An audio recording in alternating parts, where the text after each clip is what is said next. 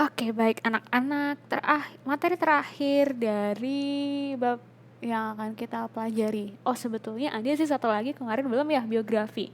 Tapi itu opsional saja, karena kita dahulukan dulu tentang puisi ini. Kalau misalnya waktunya ternyata masih ada sebelum nanti PAS atau ya semester genap berakhir, akan kita lanjutkan untuk yang materi biografi.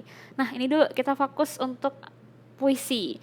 Sebetulnya puisi sudah dan sangat sering, bahkan di SMP bisa jadi nih kemarin ya pasti di SMP udah belajar. Nah, kita tinggal mengulang kembali, sedikit mengulang, karena pada tataran ini atau pada tahapan ini kalian tidak hanya mengenal, tapi diharapkan juga mendemonstrasikan. Nah, mendemonstrasikan bagaimana, Bu?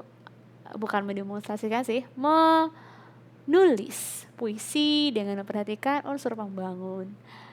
Ya, ya seperti biasa proyek-proyek untuk bab ini adalah memproduksi, mengkonstruksi atau membuat dari sebuah karya yang dalam hal ini adalah puisi itu sendiri.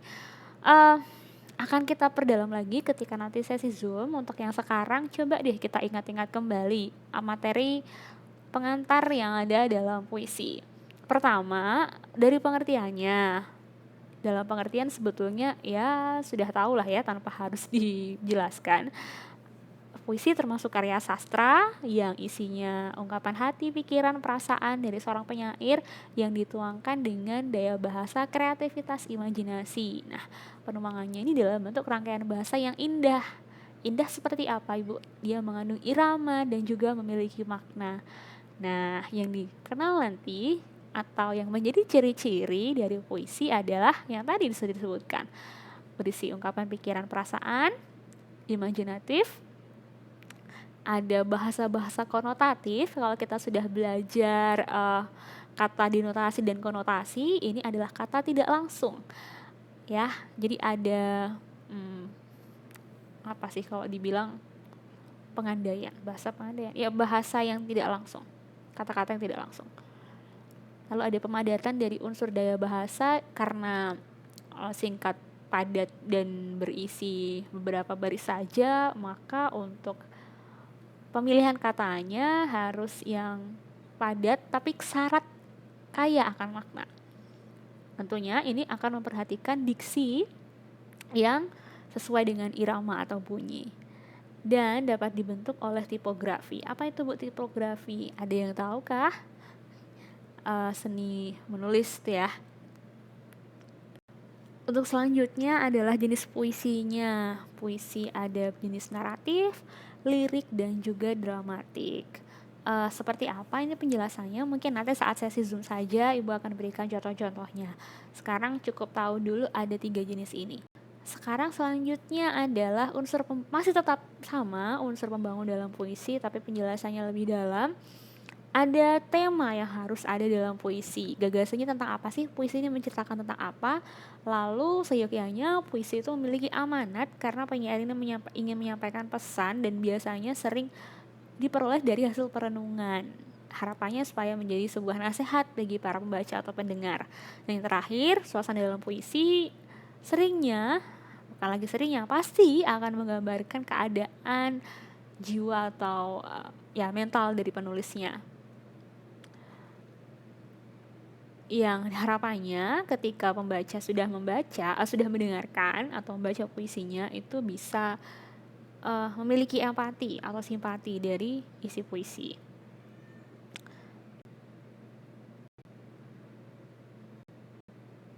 Oke, ini sekarang masuk ke unsur pembangun berikutnya. Tentu tadi harus ada pemilihan diksi. Lalu akan ada imaji atau citraan dalam puisi. Nah, citraannya apa sih, Bu? Bisa dalam citraan visual, ini bahasa-bahasa yang memberikan rangsangan indera penglihatan. Biasanya nanti penggunaan kata-kata diksi yang berupa warna atau benda, suasana.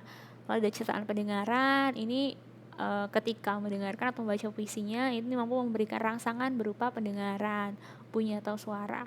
Penciuman berarti bau dan aroma, perabaan itu berupa sentuhan, dan terakhir pengecapan atau perasa berarti ya lebih ke indera pengecap, kualitas rasa.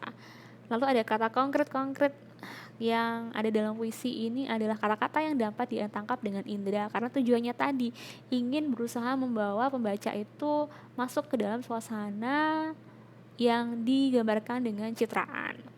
Terakhir tadi harus ada unsur rima, harus memiliki bunyi yang indah, sehingga lirik puisi itu umumnya berdekatan. Oke, baik, terakhir ini adalah majas yang sering digunakan pada puisi. Kalau kemarin kita udah belajar sebetulnya ya, di semester 1 pelajaran apa ya? Ada kita pelajari tentang majas. Nah, sekarang diulang lagi nih, jadi tinggal pengulangan kembali. Personifikasi berarti yang menyerupai manusia, hiperbola itu melebih-lebihkan, simile itu menggunakan kata-kata pengandaian, bagaikan ibarat layaknya. Metafora itu perbandingan.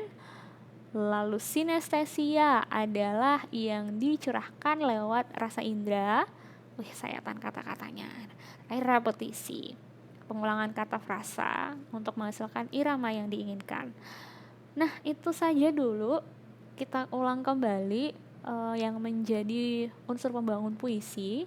Nanti setelah ini minggu depan akan coba kita elaborasi lebih jauh, karena sesuai dengan tujuan dari pembelajaran tadi yang sudah Ibu sebutkan, diharapkan kalian mampu untuk mengkonstruksi atau menulis puisi yang Ibu rasa sih harusnya lebih mudah dibandingkan menuliskan cerpen ya, atau teks-teks yang panjang. Oke?